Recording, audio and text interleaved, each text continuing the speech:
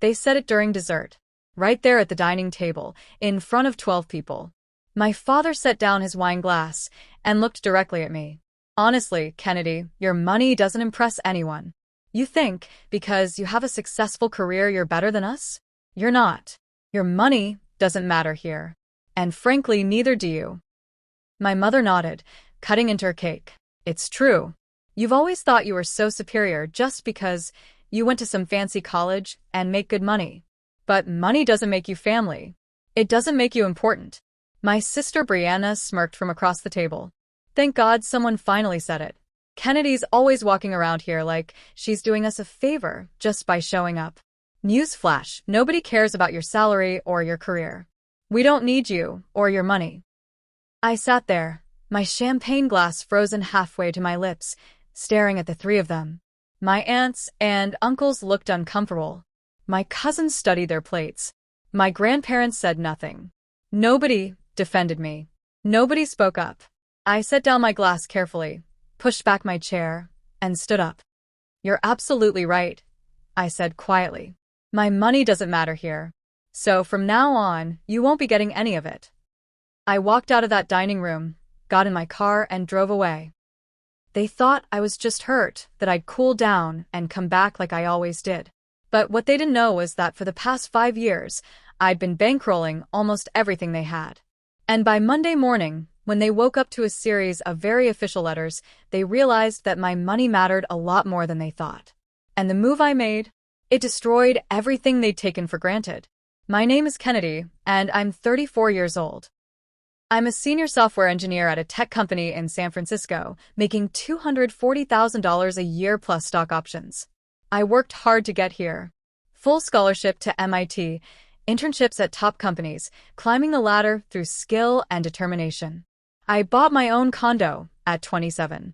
I drive a Tesla. I have a retirement account most people my age only dream about. But none of that mattered to my family. To them, I was just Kennedy, the stuck-up older sister who thought she was better than everyone else. My younger sister Brianna, 31, never finished college. She worked sporadically as a yoga instructor, personal shopper, and life coach, though she had no certifications for any of it. She lived with our parents in their house in Sacramento, paying no rent, contributing nothing to bills, but constantly posting on Instagram about her abundant mindset and manifesting prosperity. My parents, both in their early 60s, had never been good with money. My father worked in sales, but could never hold a job for more than 2 years. My mother hadn't worked in over a decade, claiming various health issues that somehow never prevented her from shopping or going to wine tastings with her friends. What nobody in my family knew, what I'd kept carefully hidden for 5 years, was that I'd been the one keeping everything afloat. It started small. 5 years ago, my father lost another job, and they were facing foreclosure on their house. He called me, desperate, asking for help with 3 months of mortgage payments. $8,700 total. I sent it immediately, and he promised to pay me back when he got on his feet. He never did. 6 months later, my mother needed $4,000 for medical bills after a minor surgery. Insurance should have covered it, but they'd let the payments lapse. I sent the money. No payback, but lots of gratitude. Then Brianna's car broke down. $3,200 for repairs. I paid it because my parents couldn't. Then their property taxes were overdue. $6,500. I handled it. Then the roof needed repairs. $12,000. I covered it. Then Brianna wanted to start her life coaching business. $8,000 for a website, marketing materials, and certification courses. I funded it, even though I knew it would fail, which it did within 6 months. It kept going, month after month, year after year. My father's car payment when he was between jobs. My mother's credit card debt. Brianna's rent for a brief period when she tried to live independently before moving back home after 3 months. I kept detailed records of everything. Dates, amounts, reasons. In 5 years, I'd given them $186,000. They knew I was helping, but they had no idea of the full extent. I'd made each contribution seem like a one-time thing, a small favor, no big deal. I never kept a running total out loud. Never made them feel indebted. I just helped quietly, the way you're supposed to help family. And in return, they treated me like an outsider. Every family gathering, I was the odd one out. They'd make jokes about my fancy tech job and my Silicon Valley lifestyle. They'd roll their eyes when I talked about work. They'd change the subject when I mentioned anything about my life. Brianna was the favorite, despite contributing nothing. My parents praised her for being spiritual and following her passion. They called her brave for refusing to sell out to corporate America. They featured her constantly on their social media, proud of her yoga posts and motivational quotes. Me? I barely existed in their posts. When I did appear, it was as background. Family dinner photos where Brianna was centered and I was cropped at the edge. But I told myself it was okay. They were family. Family helps each other. The money didn't matter. Until the dinner. It was October, my father's 62nd birthday. My parents had insisted on a big family celebration at their house. All the relatives were coming. I drove up from San Francisco on a Friday afternoon, traffic turning the 4-hour drive into 6. When I arrived, the house was already full. My aunts, uncles, cousins, grandparents, about 12 people total. The house looked good. New furniture in the living room, fresh paint in the dining room, updated light fixtures. All repairs I'd funded over the past year, though nobody knew that. Kennedy. My mother greeted me at the door with a quick hug. You're late. We already started appetizers. Sorry, traffic was bad. Well, come in. Brianna's been telling everyone about her new business venture. It's so exciting. I walked into the living room where Brianna was holding court, animated and glowing, describing her latest idea, a wellness retreat center she wanted to open. It'll be a space for healing and transformation, she was saying. A place where people can disconnect from the toxic grind culture and reconnect with their authentic selves. Everyone was nodding, impressed. My father beamed at her with pure pride. I sat down quietly in a corner chair. Nobody acknowledged my arrival. Brianna continued. I've already found the perfect property. It's in Tahoe, right near the lake. The owners are motivated sellers. I just need to secure funding. My mother jumped in. We've been discussing it as a family. This could be Brianna's breakthrough moment. We want to support her dreams. I felt it coming. The ask. It was always coming. Kennedy, my father said, finally noticing me. You're in finance, right? Tech money. You must know about business loans and investments. I'm a software engineer, Dad. Not in finance. Same thing. Anyway, Brianna needs about $200,000 to get this retreat center started. We were thinking, as her sister, you might want to invest. Get in on the ground floor of something special. The room went quiet. Everyone was looking at me. $200,000 is a significant amount, I said carefully. Do you have a business plan? Revenue projections? Any research on the wellness retreat market? Brianna's expression soured. See? This is exactly what I mean. Not everything has to be about spreadsheets and corporate metrics, Kennedy. Some things are about vision, about passion. Even passion-driven businesses need financial planning. God, you're so condescending, Brianna snapped. Just because you make good money doesn't mean you know everything. I'm not saying I know everything. I'm saying $200,000 is a lot of money, and it deserves proper planning. My father intervened. We're not asking for a handout, Kennedy. This is an investment opportunity. You'd get returns. Based on what? What's the expected timeline to profitability? You sound like a robot, my mother said. Can't you just support your sister's dreams without interrogating everything? I took a breath. I've supported Brianna plenty. I'm just asking reasonable questions about a large sum of money. Supported me? Brianna laughed. When? When have you ever supported me? The audacity of that statement, after everything I'd paid for, stunned me into silence. My Aunt Rachel cleared her throat uncomfortably. Maybe we should discuss this later, after dinner? No, my father said. We should discuss it now. Because Kennedy needs to understand something. He stood up, walking to the center of the room like he was giving a presentation. Kennedy, you've always had this attitude. This superiority complex. You went to MIT, you work at some big tech company, you make good money. And you think that makes you special, that it makes you better than us. I've never said that. You don't have to say it. It's in everything you do. The way you talk. The way you question everything. The way you look down on Brianna's choices because they're not as financially lucrative as yours. I don't look down on anyone.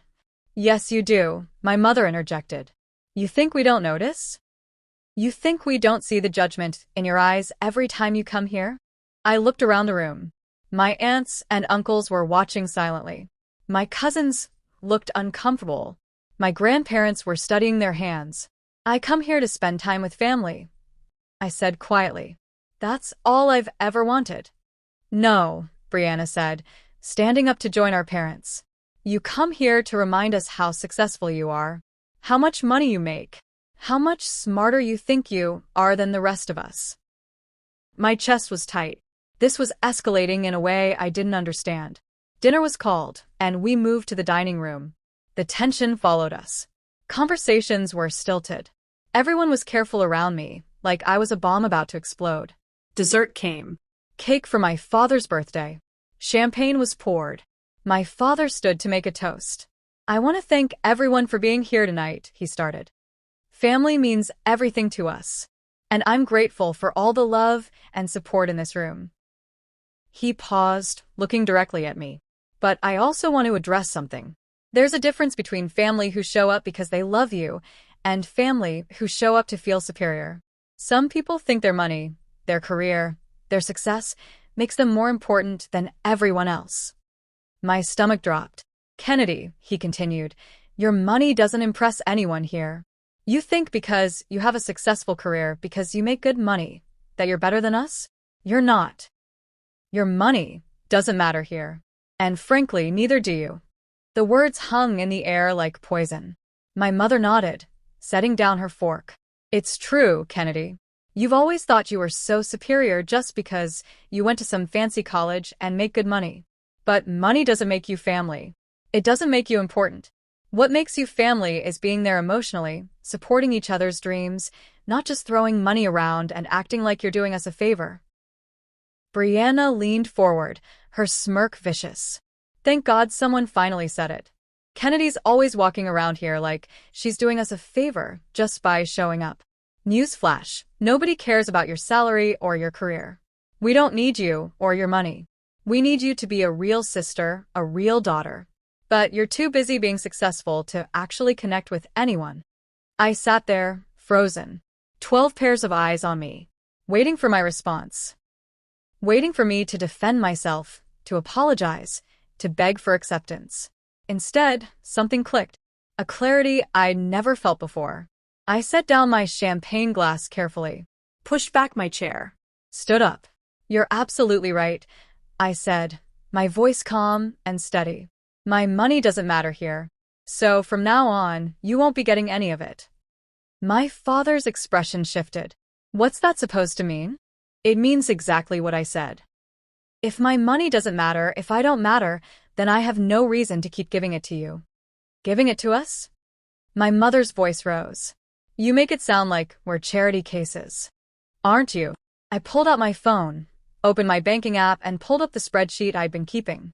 In the past 5 years, I've given this family $186,000. Mortgage payments, medical bills, car repairs, property taxes, roof repairs, business investments that failed, credit card debt, car payments, and dozens of other expenses. The room went completely silent. That's a lie, Brianna said, but her voice wavered. It's not. I have records of every transaction. Dates, amounts, bank statements. $186,000 over 5 years. And you know what? You're right. It doesn't matter. Because it clearly bought me nothing. Not respect, not appreciation, not even basic kindness. Kennedy, wait. My father started. No. You wait. You just told me, in front of everyone here, that my money doesn't matter and neither do I. So I'm taking you at your word. As of right now, the Bank of Kennedy is closed. Permanently. I picked up my purse and walked toward the door. Behind me, my mother's voice was sharp. You're being dramatic. We're just being honest with you. I turned back one last time. Honesty goes both ways, Mom. Here's mine. I've spent 5 years trying to buy your love. Trying to be valuable to a family that's made it clear I'm not. But you just did me a favor. You freed me from the obligation. We'll be fine without you, Brianna called out. We don't need your money. Good, I said. You're about to find out exactly how fine you'll be. I walked out of that house, got in my Tesla, and drove back to San Francisco. The entire drive, my phone buzzed with calls and texts. I ignored all of them. When I got home, I sat in my condo and opened my laptop. I pulled up every financial document related to my family, every bank transfer, every payment, every loan I'd co-signed, and I started making phone calls. First call, to the mortgage company. I'd refinanced my parents' mortgage 2 years ago when their credit was too bad to get decent rates. I was a co-signer on a $380,000 loan. I requested immediate removal as co-signer and provided documentation that I was no longer willing to be financially responsible for the property. Second call, to my insurance agent. I'd added Brianna to my car insurance policy 3 years ago when she couldn't afford her own. I removed her, effective immediately. Third call, to the credit card company. My mother had a card on my account as an authorized user with a $15,000 limit. I canceled the card. Fourth call, to my father's car financing company. I'd co-signed on his car 2 years ago. I requested removal and notified them I would no longer make payments if he defaulted. I spent all of Saturday documenting everything, creating formal notices, consulting with a lawyer about the legal way to extract myself from every financial connection to my family. By Sunday morning, I had a complete action plan. Sunday afternoon, I sent emails to my parents, Brianna, and copied several other family members. The email was simple and factual. As you made clear at dinner, my money doesn't matter, and neither do I. I'm respecting your wishes by removing myself financially from your lives. Effective immediately. All financial support ends. No more payments for any reason. I'm removing myself as co-signer on the house mortgage. You have 60 days to refinance or find a new co-signer. I'm removing myself as co-signer on Dad's car loan. Brianna is removed from my insurance policy. Mom's credit card on my account is canceled. The attached document shows every payment I've made over 5 years, totaling $186,000. This is not a request for repayment. This is simply documentation for your records. You were right. My money doesn't matter. So I'm keeping it. Best wishes to you all. I attached the spreadsheet with every transaction documented. Then I hit send. The response was immediate and explosive. My phone started ringing within minutes. My father, my mother, Brianna, all calling repeatedly. I let every call go to voicemail. The voicemails started rolling in. My father's first message, Kennedy, what the hell is this email? You need to call me right now. You're taking things way too far. My mother's message, this is completely inappropriate. We're your family. You can't just abandon us because your feelings were hurt. Call me immediately. Brianna's message, are you serious right now? You're going to screw us over because we were honest with you? This is so typical of you, Kennedy. So petty and vindictive. I deleted them all without responding. The emails started next. Long, rambling messages about how I was overreacting, how they'd just been trying to be honest, how I was proving their point by being so dramatic. My father wrote, "You're acting like a child. We raised you, gave you everything, and this is how you repay us?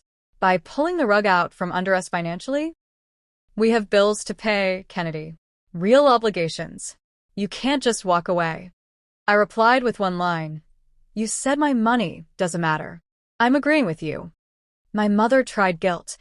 I can't believe you're doing this to your own parents. After everything we've sacrificed for you. After all the years we supported your education, your dreams. This is how you treat us. I replied. You supported my education? I went to MIT on a full scholarship. You didn't pay a penny. And according to my records, I've paid you $186,000 over the past 5 years. I think we're even. Brianna tried anger. You just cut off my insurance. Do you know how expensive it's going to be for me to get my own policy? You're literally putting me in danger because your butt hurt. I didn't respond to her at all. By Monday, the real panic set in. My father called from an unknown number, which I accidentally answered. Kennedy, please, we need to talk about this mortgage situation. The bank called. They said we have 60 days to refinance, or they'll call the loan due. Our credit isn't good enough to refinance without a cosigner. That sounds like a problem, I said calmly. It's not just a problem, it's a crisis. We could lose the house. Then I suggest you sell it and downsize to something you can actually afford. This is our home.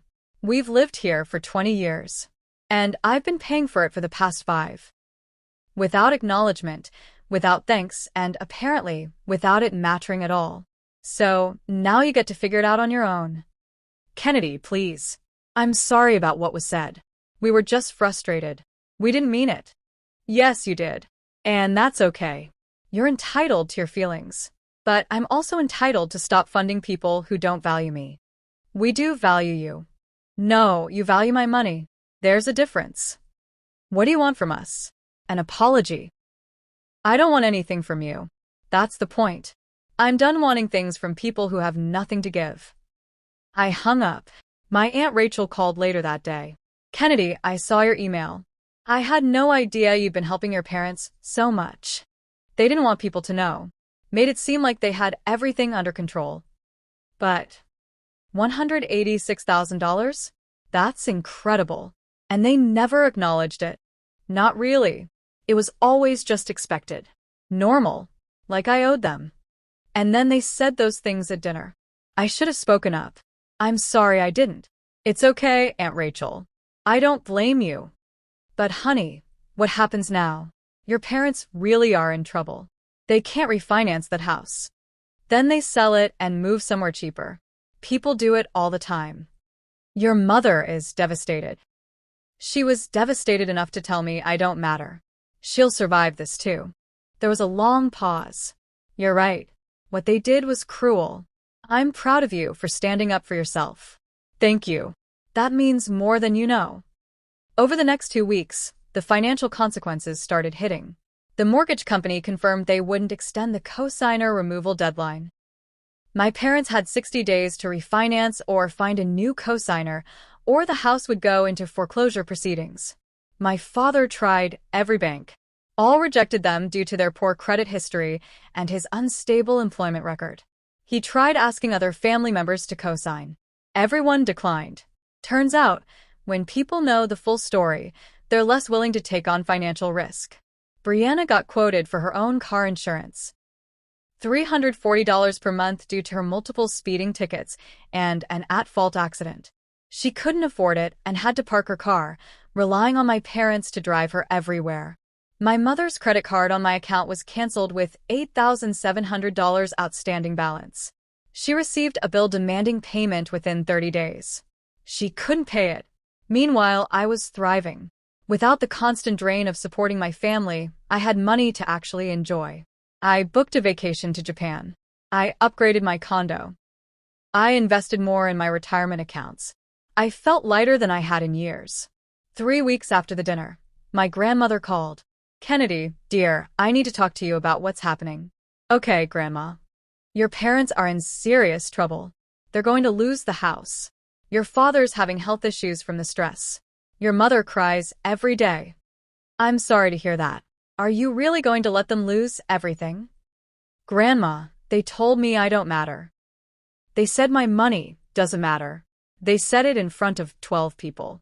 What exactly am I supposed to do with that? They made a mistake. People say things they don't mean when they're emotional. They weren't emotional. They were calculated. They'd been building up to that for years. I was just too blind to see it. But their family. Family doesn't tell you you're worthless in front of everyone you know. Family doesn't take $186,000 and never say, thank you. Family doesn't make you feel like a bank account with legs. My grandmother sighed. You're right. What they did was wrong. But Kennedy, unforgiveness will eat you alive.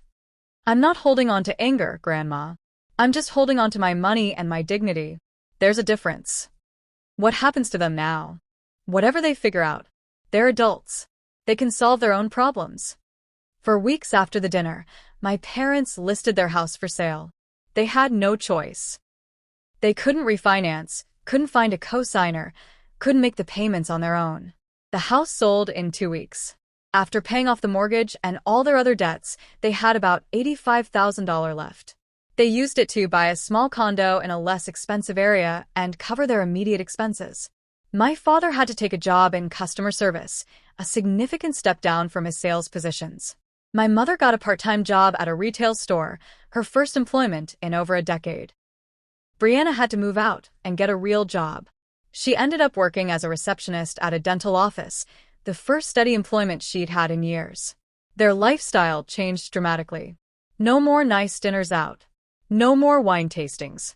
No more new furniture or home improvements. They had to budget, sacrifice, figure out how to live within their actual means.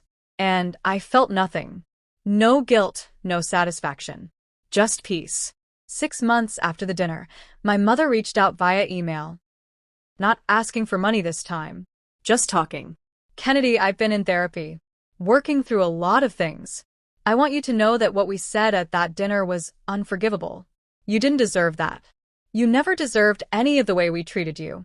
I've realized that we resented you for your success because it highlighted our failures. You worked hard, made good choices, built a life. And instead of being proud, we were jealous. We took advantage of your generosity and convinced ourselves we were entitled to it. You were right to cut us off, right to protect yourself, right to demand better. I don't expect forgiveness. I don't expect you to come back. I just wanted you to know that I understand now. And I'm sorry. Truly, deeply sorry. I read the email 3 times. It sounded genuine, but it didn't change anything. I wrote back. Thank you for the apology. I appreciate the honesty. But I need you to understand that I'm not coming back. The damage is too deep. I've built a life without you, and I'm happier than I've ever been. I wish you well. I hope you find peace. But I can't be part of your life anymore. She replied. I understand. Take care of yourself, Kennedy. You deserve every good thing. 1 year after the dinner, I ran into Brianna at a coffee shop in Sacramento. I was there for a work conference. She looked different, older somehow. Her Instagram persona had vanished, replaced by someone who looked tired but real. Kennedy, she said, surprised. Brianna. We stood there awkwardly for a moment. Can we talk? She asked. Just for a minute? Okay. We sat down at a corner table. I've been wanting to reach out, she started. But I didn't know if you'd want to hear from me. What did you want to say? That I'm sorry. For everything. For the way I treated you, for what I said at that dinner, for taking advantage of you for years. You deserved better. Yes, I did. I've been working. Real work, at a real job. It's humbling. I finally understand what you were trying to tell me for years. That passion is great, but you also need stability. Responsibility. I'm glad you figured that out. Are you doing okay? She asked. I'm doing great, actually. Better than ever. Good. You deserve that. She paused. Do you think we'll ever be able to fix this? To be sisters again? I thought about it honestly. I don't know, Brianna. Maybe someday. But not now. The wound is still too fresh. I understand. She stood up to leave. For what it's worth, I'm proud of you. For standing up for yourself. For not letting us walk all over you anymore. You were always stronger than we gave you credit for. Thank you.